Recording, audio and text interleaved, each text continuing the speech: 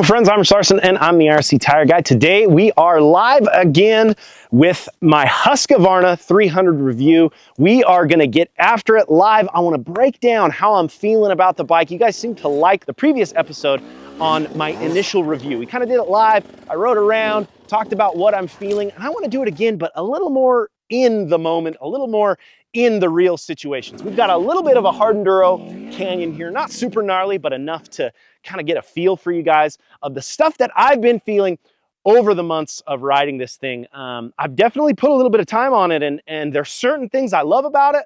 There's certain things I maybe don't like so much about it. So I want to break all of those down for you guys. We're going to start hard enduro. We're going to do a little enduro cross. We're going to do a little turn track.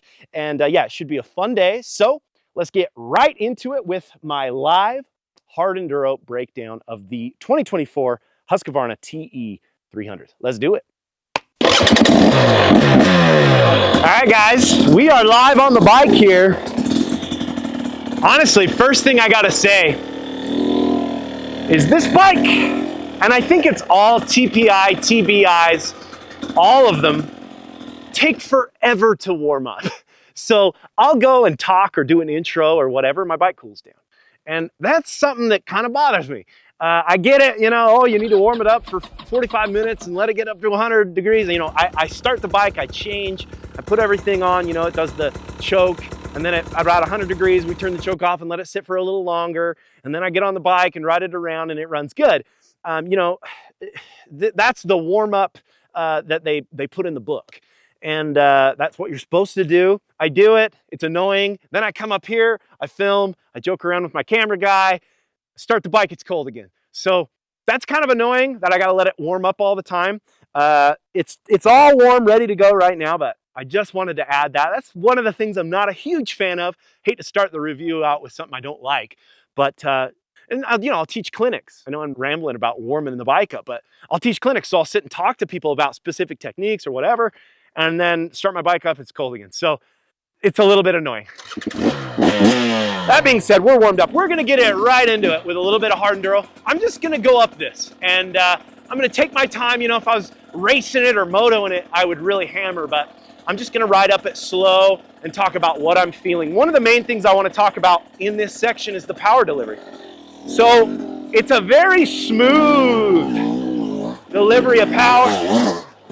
Nicely done, smooth delivery. Now, the thing I've noticed on this bike, and you're gonna hear me talk about it over and over, is the linear feel of the power here. Now, there's times where I love the linear feel and there's times where I don't like the linear feel, and I'll kind of explain both. So the Beta had a little more progressive feel. It was very slow ramp up. It's smooth on the bottom, heavy on the top. This one's a little bit quick. It snaps, it goes when you put the power down.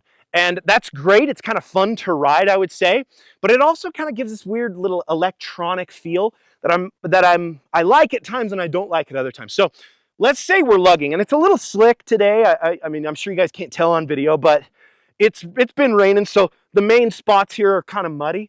The lug of the machine is actually pretty good, but I have to be very conscious of my delivery of throttle. It's very easy. Like I said, it's snappy, it's linear, it's quick.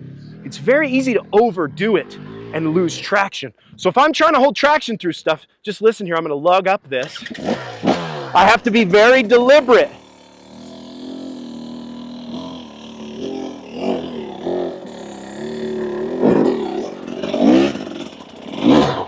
With that delivery of power, because it's quick, it's snappy, it likes to break traction. So let's go here. We go straight up here. From here, we have a little bit of a setup. I mean, that's a pretty good little wall. I've never actually taken this line. I've gone from there, but let's try this and see how it does. Tough little drive here. So right there, that was actually a pretty good example of that linear power. It's a little quick. I lost traction, right? So as I went there, it kind of spun. I need to be more deliberate with that delivery. And this is just trying to adapt to the Husky and the way the bike feels.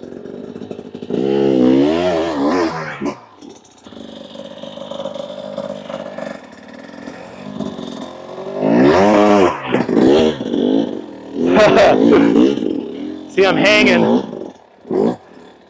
over the rear here. Again, we're just kind of feeling the bike. I'm in a steeper section there, trying to get drive, losing a little bit of traction. Honestly, every time I ride it, it takes me a minute to adapt. I over rev. I tend to give it a little bit too much at times. Let's try this one again. All the way to the top here. Come on.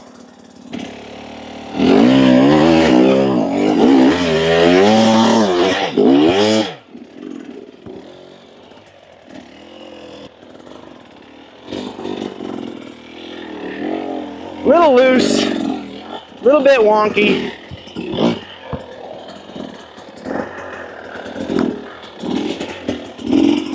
Little downhill action here.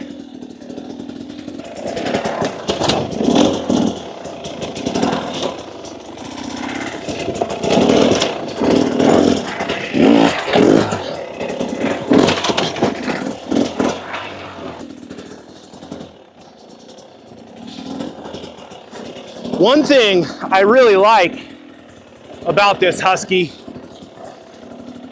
is how it handles downhills. A lot of times on the previous generation of WP stuff, we're talking the open cartridge stuff that I've tested in the past, I always struggled on downhills because it felt like it just blew through, especially on those steep sections. It'd be like I'd go down and the suspension would just go all the way through the stroke.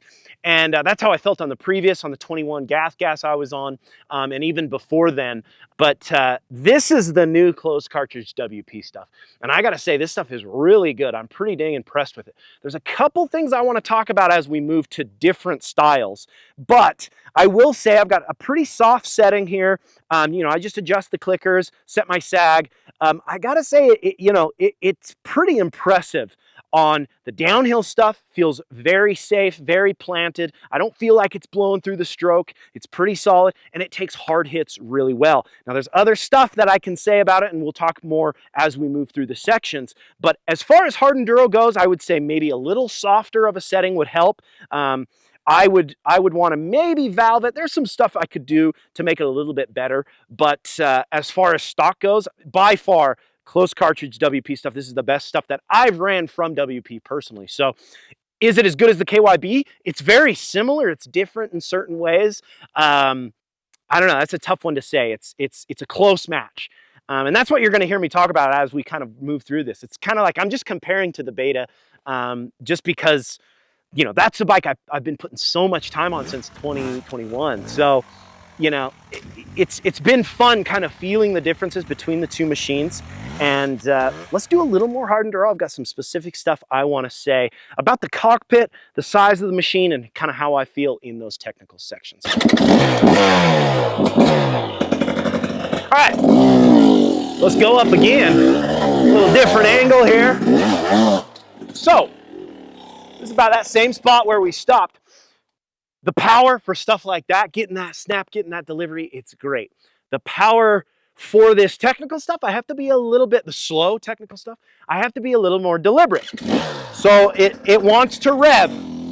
So I just try to keep it as low as I can.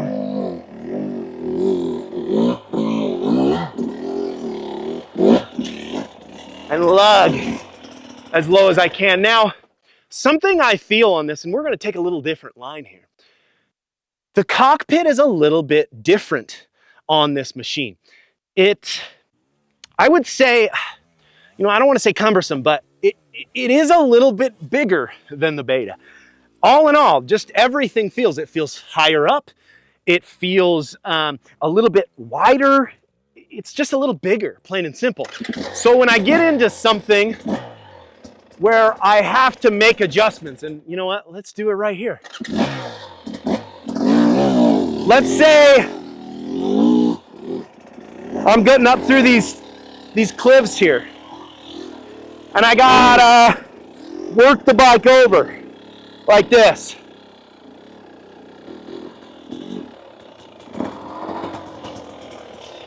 I just feel it's a little bit bigger, and I almost have to be more aware of it. The beta is a small feeling bike. This one just feels, yeah, like I said, a little bit bigger. Okay, power delivery here. We're gonna try to be smooth. We've got 2 steps. Let's see if we can get it clean. Even there, I made it clean, but you can see it's tracking a little bit of mud. I came into that and over revved. So it's very, very easy. I know I'm hammering on the delivery and the way the bike feels as far as power goes, but it's very easy to over rev. I describe it as a linear power. It's quick, it goes. The beta is a little smoother on the bottom. Now, can you make this bike lug and hold traction? Yes, absolutely. Making those adjustments on the machine and just trying to get used to that delivery of power. It's just a little more, you want to be more aware with how you're delivering on the throttle. Even as I said in the previous slick videos that you guys watched, trying to almost get off the clutch and letting that bike stay in the chug, that low, tractable, controllable power. It wants to spin. And you guys saw I kind of snapped up that and I got a little loose because I over delivered. So there's good and bad there. And I'll talk more about that as we move through. But I will say the power it takes an adjustment if you're going from a carbureted machine. And that could be just because, we're on a TBI here. Going from a carb, the carb just has this very specific feel. All of these, TBI or fuel injected bikes, they have a, again, it's kind of an electronic feel. It puts out what you put in with the throttle. And yeah, it's just a different feeling. So let's get this climb here. Same thing, let's see if we can do it better than I did on the first run.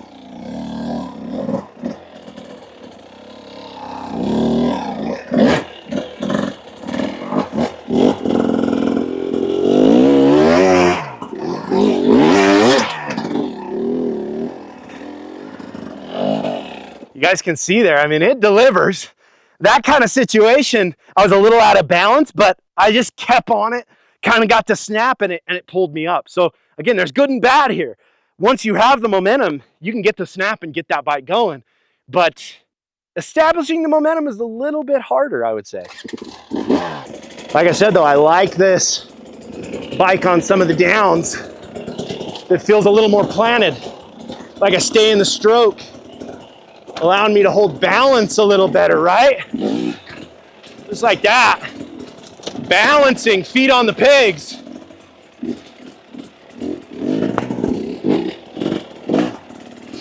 You can see there, no dabs on the way down because I feel a little bit more controlled, planted, like my bike's not using all the stroke. Let's do one more run up this.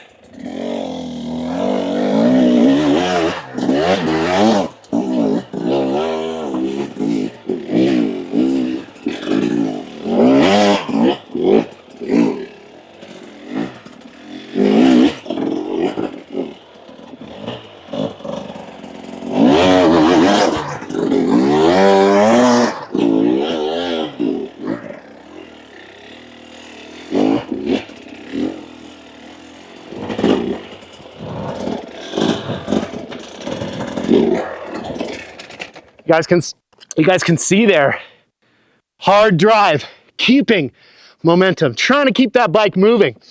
This bike likes momentum. Establishing it is a little different. I have to be very deliberate, but it does hold traction really well after you establish.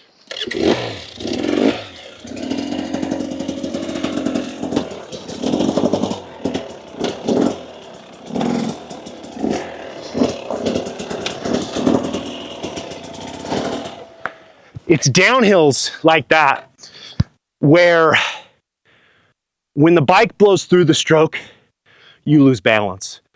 Downhills, balance is everything. You have to maintain balance on downhills. As soon as you put your feet down, your feet go in front of you, and you don't want that on downhills, right? So yeah, all in all, I really like it for hard enduro. There's an adjustment that I have to make, and as I make it, I like it more and more. There's little things that are just different. It's not that it's bad. It's not that, just like I say, TBI or TPI stuff, it feels a bit electronic. Is that a bad thing? No. It's just exactly the delivery that you put down with the throttle is exactly what it gives you. Whereas a carb, in the experiences that I've had on a carb, the Beta, the Sherco, and even previous KTMs, and I'll talk more about that. The delivery of power on a carb is very, very progressive. I feel like more range on the bottom for lug. You can allow that bike to fall on its face if you want it to. You can let that bike bog and chug and almost stall. Whereas this one, I have to be a little bit more, it's almost like it's touchy. Maybe changing a throttle cam could make all the difference there. But that being said, yeah, I feel like it's just a different form that I have to apply to this bike. And yeah, it feels good for this technical stuff. What I want to do now, we're going to move on to a little bit of Endurocross turn track. I rode a little bit Endurocross turn track yesterday, and I'm telling you what, I was feeling pretty dang good. So, we'll see how it goes. But we're going to move on there. I'm going to break down a few things, then we'll do a little turn track. And yeah, there's a couple things I really think you guys will be interested to hear about the way that this bike runs and just the way it feels in general. So let's move on.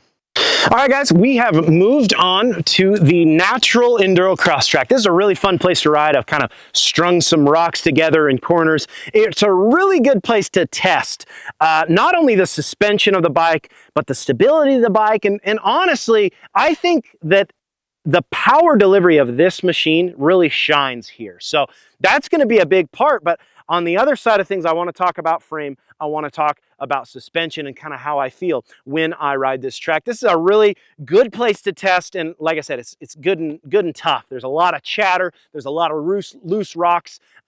It's a challenging track. So I'm going to try to lay down some laps without losing my breath and also talk the entire time during it. So we'll see how that goes. First off, let's talk power delivery. This thing almost died there. This thing really has a good amount of snap. I like how it delivers power before some of these obstacles. We kind of come through here, a lot of loose stuff here, and we'll talk suspension in a second.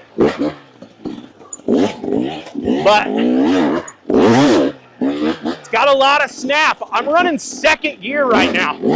Now, my gearing is 1345, I think, 46. And yeah, 1345. So it's quite tall, but this thing can actually pull second gear pretty dang good. Oh boy, a lot of chatter here. So I'm running second the whole time around this course. And it pulls just like you saw there. It's got enough snap. Now I probably will go closer to 12. So that would be 1245. And that might work a little bit better. Now, a lot of snap. I love the way the bike delivers power straight up. It's a lot of fun to ride. Now let's talk, oh boy, that hole's getting big. Let's talk suspension. One thing I've noticed about this bike is I feel like I'm more comfortable standing up through all these corners. And like I said, there's a lot of loose rock, a lot of chatter here. But sitting like through this corner, I just don't quite feel comfortable enough. I like where the bike is running in the stroke.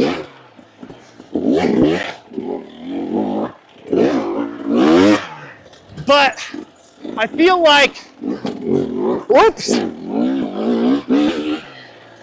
I like the way the place the bike is running in the stroke,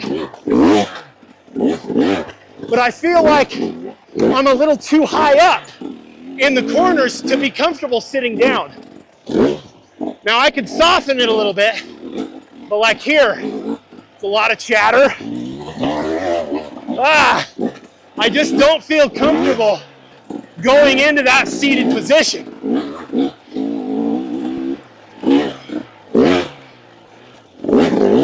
Again, I like where the bike is running in the stroke, honestly, over the obstacles in a lot of the sections. It takes hard hits really well. But in the corners, I want it to settle a little more. Woo, like right there. That makes it tough.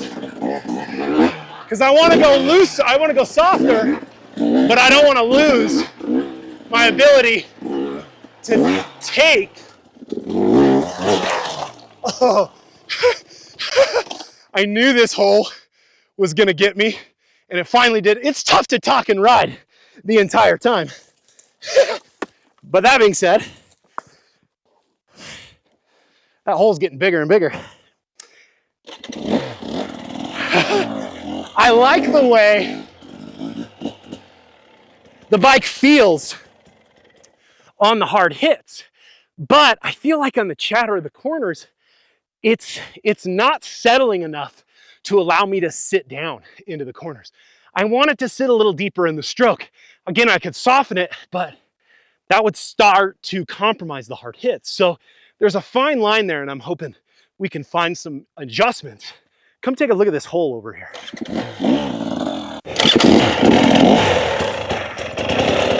Okay, just so you guys see what I was kind of dealing with there. As I was going around that corner, every lap I was like, man, I'm getting closer and closer to stuff in the front end that.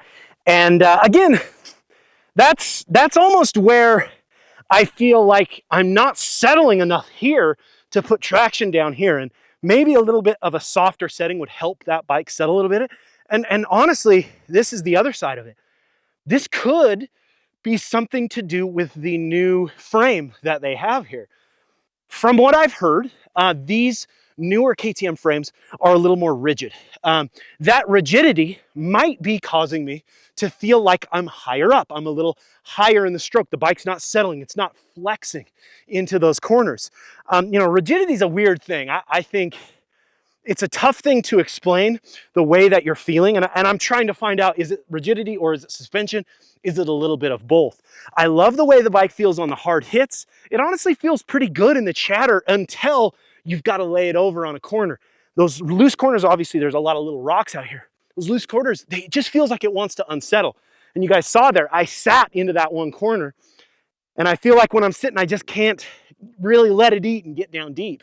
I'd rather stay standing, keep my weight on the bike, which might be a symptom of rigidity, right? If it's a little more rigid, you'd want to keep your feet on the pegs. You want to keep all the weight on the bike to get it to flex a little more and grip a little more. I feel more comfortable standing up. That being said, as you guys can see, and I'll just hit it so you can see what happened. A lot of chatter here. All these loose rocks, but we come through hot. There you go. This happened again. As I went in there, the front kind of pushed. To me, that means I'm riding too high in the stroke. I want it to settle a little more. I want it a little deeper. Softening it up would do that, but that would start to take away from the hard hits. And I love the way it feels over the rocks. I feel so stable, so connected to the bike. One more time. Obviously, I'm trying to go fast through this section. Maybe if I take a little more time here.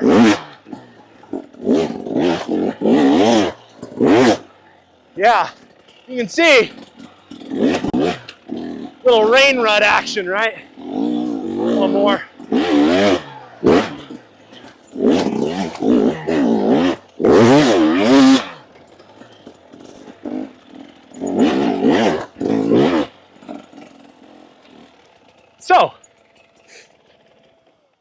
I like it. I honestly like the bike a lot.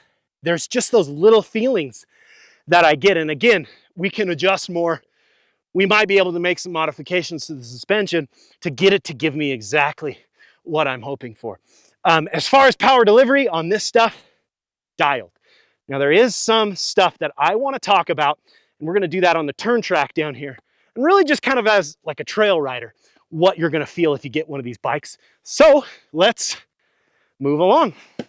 All right, so an added thing I wanted to say during that turn track, and I almost forgot, was talking about the brakes. A lot of you guys asked me after the first review, what did you do to figure out the brakes on this thing? You know, as I said, I wasn't super impressed, especially with the front brake tech brakes. Front and rear, we have brake tech here, and it's kind of interesting. Two things happened in between the time and the more time I put on the machine. One, I did a couple things to fix the front. I made it quite a bit better. Is it as good as the previous Nissan brake that's on the beta? Not quite, but it's way better. It's not spongy anymore. I bled it, and I also tied a zip tie around and tightened it fully to lock while I traveled, right? So wherever I would go riding, I'd first put a zip tie around that front brake good and tight and fully engage the brake. Essentially, honestly, I don't really know what happens when you do that, but I've heard that's what certain factory guys did back in the day when they transport their bikes from race to race. From what I've heard, it either seats the ceramic drums that are in the front brake, or it expands the actual line, which it could be a bit of both. Expanding that line, making that easier for the fluid to flow. Either way, it's a good tip. It's something that works. When you store your bike, tie a zip tie around that front brake and tighten it down fully. It makes it feel a lot better. I also bled it, and that helped quite a bit as well. Now, the other thing, this is actually a Brembo rear brake. I did a replacement on the brake tech. So, couple things about this. This is a Brembo rear. The brake tech rear caliper broke. I wasn't even doing anything. I was literally riding right over there, coming back to the truck after doing a little filming, and the caliper broke. And I'm like, what is going on? I can't believe this thing broke so bad. Now, I took a look, and this is a Bulletproof Designs rotor guard. And I think that brake tech doesn't fit quite as good into the Bulletproof Designs rotor guard. The Brembo fits perfect, but the brake tech has a different angle on the bleed valve, and I think the bleed valve was actually pushing up against the guard, and the pressure of hitting the rear brake and that pushing up against the bar broke the actual castings itself. So, is it cheap casting from brake tech? Could be. Is it maybe not the best fitment from Bulletproof? I don't know. This fitment works great. I love these Bulletproof Design guards. So either way, I replaced it with a Brembo just because I know the Brembo works. It works really good. But yeah, that's the brake stuff. A little added bit for you guys. It's hard when you buy a brand new bike and the brakes don't work very good. So that was something that bothered me a little bit, and we got it figured though.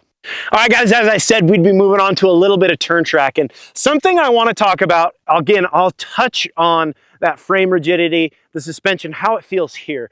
This is a fun little turn track. Dirt's pretty primo right now, so this will be a fun little course to put time down on. But one thing I want to talk about specifically is going back to power. We spoke previously, on it in different situations. I want to talk about the way the bike feels when you're just trail riding, okay? So let's say you're riding down a road, and this is so specific to me and my preference. So, a lot of people this won't bother, but honestly, it does bother me, and I'm gonna break it down for you. So, the bike is very smooth. It runs really dialed in those situations. Technical, it has a good snap, better than any of the TPIs I've ridden in the past. This TBI is definitely the best. It's the pinnacle. But I want you to listen.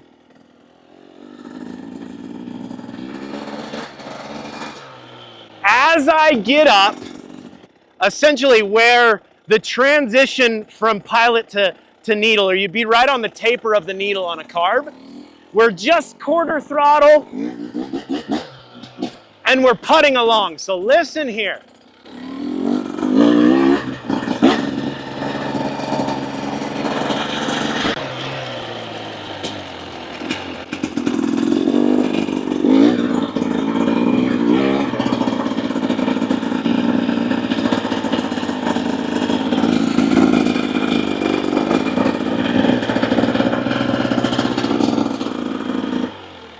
You guys hear that?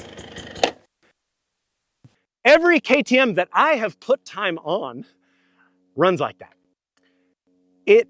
There's just this certain uneven ping that it makes. And I'm not gonna lie, it bothers me.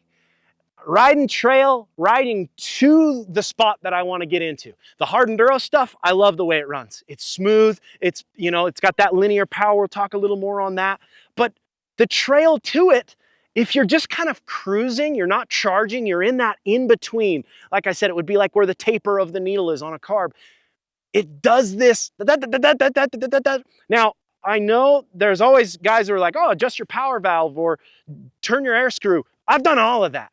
Every single KTM that I have put time on does this, even including a 2018 carbed KTM that I did a clinic on in Texas last year. It was carbed, but it still did this certain pinging sound. So I think it has something to do with the actual piston itself, or the actual porting, or the ignition, or whatever, the X dimension, the squish, whatever it is. All of that stuff, that is the reason why it does it, and it's a KTM characteristic, and I'm not a huge fan of that sound. It bothers me a little bit, and the betas don't do that. The carved betas are just smooth all the way through, and that's what I'm looking for. That stuff kind of kicks me out of my focus. So I know I'm kind of ranting here about that, but it's important to me. It's something that I'm just not that big of a fan of. Now, let's talk a little more about the suspension and the way it feels on this turn track. So I'm gonna put in a few laps. All right. Let's put a few laps down and see what we're feeling here. Oh, a little bit there. That's that feeling that I get.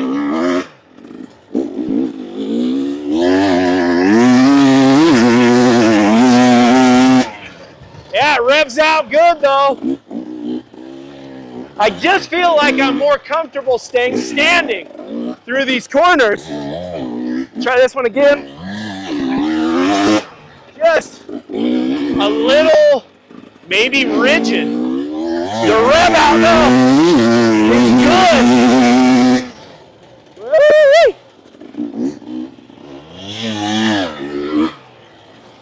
Staying standing there, right?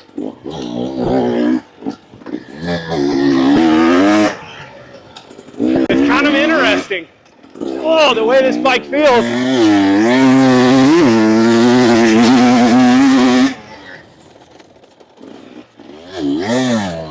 Woo, doggy! Railed that one.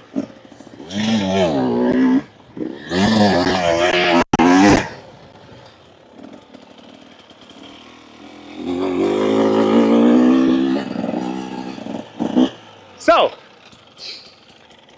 couple things. I still feel a little more comfortable staying standing through these corners, even though I was seated in quite a few. A couple of them I got a pretty good rail there. But as I tip over, I feel like the bike just kind of wants to push a little bit, like it's not settling enough in the suspension. So maybe softening it a little bit would help. Might adjust some valvings here, but another thing I want to talk about is the rev out. This goes back to that linear power that I was talking about. Linear power is interesting. It's almost shorter. Now, I'm in third the whole time through there, and I'm hitting the top of third on this short straightaway. I feel like on the Beta 300, again, a more progressive power, very similar gearing. I felt like I was still, halfway through third through this. So To me, that comes down to the power and the way that this linear power feels on this bike. And this goes back even to the turn track I was saying I was running the whole time in second gear, whereas on the Beta with similar gearing, I was in first and second gear switching back and forth. To me, the longer power of progressive power of the carb or the Beta is a little bit more suitable on stuff like this. You get a little more distance, through the gears. It's not just gearing, it's the way the bike is actually delivering the power. It feels like it kind of tops out here. And I think that goes back to that linear power I was talking about. There's a time and a place where linear power works great, and then sometimes you want progressive power. I'm gonna show you an example of where I think linear power works, hopefully. In my head it works. I haven't done this splatter for a while, but I've got a gnarly little splatter over here that's a log. I'm a little bit nervous about it, I'm not gonna lie. Haven't done it for a while. I did it on the Beta. I'll clip in the video of that right here. I did it on the Beta. On these bikes, on these TPIs or TBIs, with that linear power, it allows me to go all the way wide. So you'll see as I go into it, I'm full bore. I mean, it's like bouncing off the rev limiter essentially, right? Whereas with a more progressive power, it takes a little longer to get it up there, and it's almost like I'd be putting down too much power on the Beta if I went wide open into it. So I'd kind of go into it and just kind of get on it before. I hope this is making sense, and you'll kind of see what I'm saying. Again, hopefully I don't crash and screw it up, but like I said, I'm a little bit nervous about it, but essentially I'm gonna come into it with that bike wide open and use the clutch to deliver power off the face and hopefully get a nice splatter out of it. That linear power allows me to do that because it's a little quicker.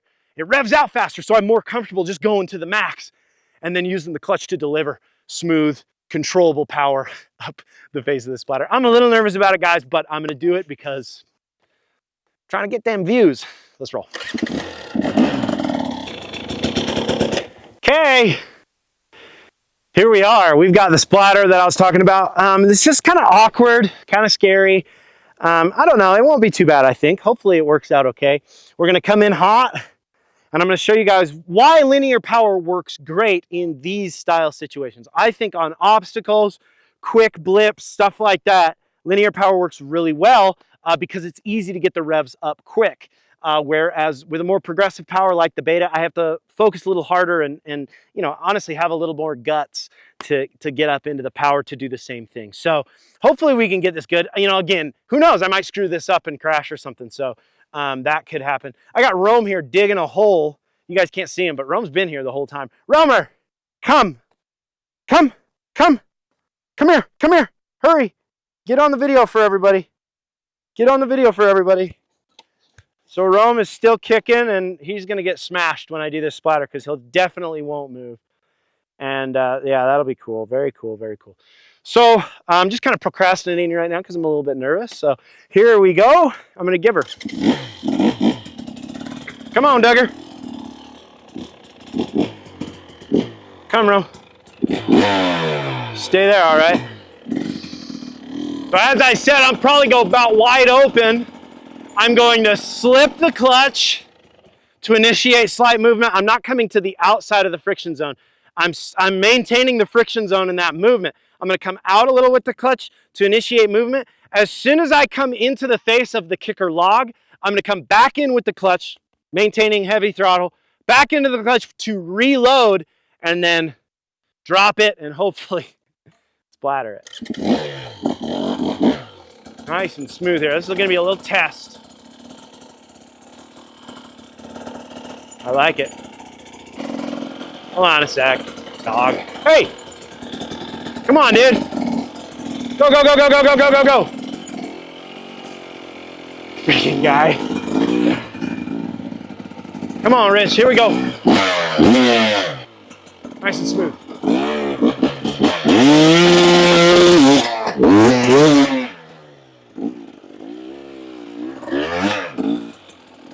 And that's how it's done.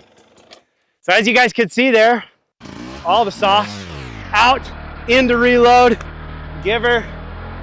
I did it better than the Beta, and that's why I knew that linear power works better. Nice little adrenaline rush. That was a lot of fun. I hope you guys enjoyed this live breakdown of the beta, or sorry, of the Husky. I still got beta on the mind. I love this bike. I think it's killer. The question that everybody wants to know, would I pick a beta or a Husky at this point? And that's a super tough question for me to answer. I will say I'm a little more fond of the beta still. The way it runs, I like that feeling more. This one, it tracks great. It's very fun to ride. The suspension feels really good. We're gonna do some stuff to see if we can make it better than the beta. But right now, I'm still gonna say the Beta 300 Race Edition has top honors. And this is a close second, but I'm still not 100% convinced. Now, I will do some stuff. I think some adjustments to the suspension would be a good idea. And I think maybe a TSP head. I don't know. You guys know I did that on the gas, and the TSP head worked really well. So I'm thinking maybe TSP remap. I've heard that you can actually go back and forth between the old map, the original map, and the new, like a new adjusted map. And there's full adjustability and everything. So maybe we can make this thing run perfect. Maybe it would be better than the beta. So I do like it. The 2024 Husky is killer, but we need to make some adjustments, and I think we'll do it. I think you guys will enjoy that stuff. Thank you guys so much for watching the channel, supporting the channel, watching my vids, coming to the clinics. I have a blast doing this stuff, and I'm so thankful every day that I get to ride a motorcycle. It's pretty radical. I'm super lucky, and yeah, I hope you guys enjoyed this one, and make sure to follow us on Instagram at IRC Moto, my personal Instagram page at RichLarson511, and until next time, keep shredding.